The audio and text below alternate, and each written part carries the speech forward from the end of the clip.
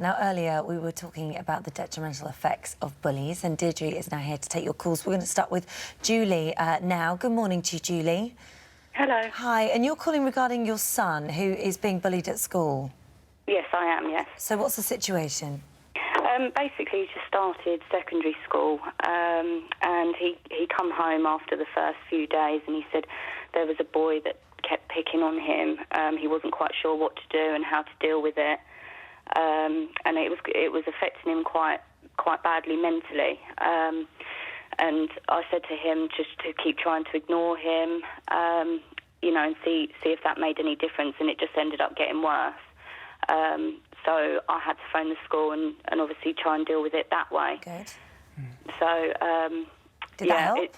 Well, they've spoken to the boy, and he's admitted to doing it, which has now just been left at that. So, I mean, I'm not really very happy with the way it's been dealt with, because they feel that because he's admitted it, they don't need to go any further. But mentally, obviously, it's affected my son quite badly. So, you know, I'm just concerned.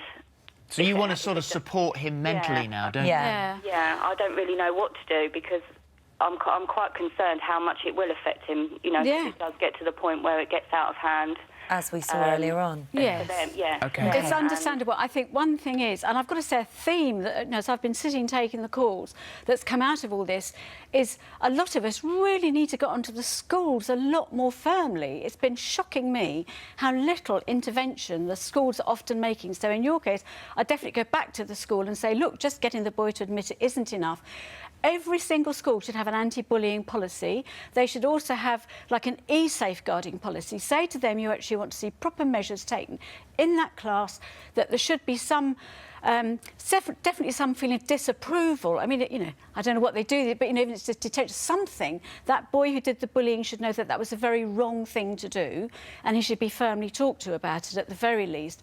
And also, they need to have classes in the school. Now, they should be dealing with this and explaining to children what's wrong, what's dangerous.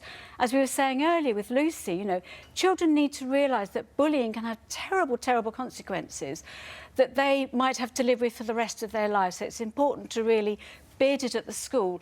And then with your son, I think, try and think about what sort of boy he is, what would really help build up his confidence. Quite often with kids, it helps to widen their life out beyond the school. So whether, you know, whether they're into drumming or football or swimming, you know, it's something else they can do where they meet a different gang of kids, which will build on their strengths and builds up their self-esteem. Yeah, it's a good idea. Because it's feeling confident.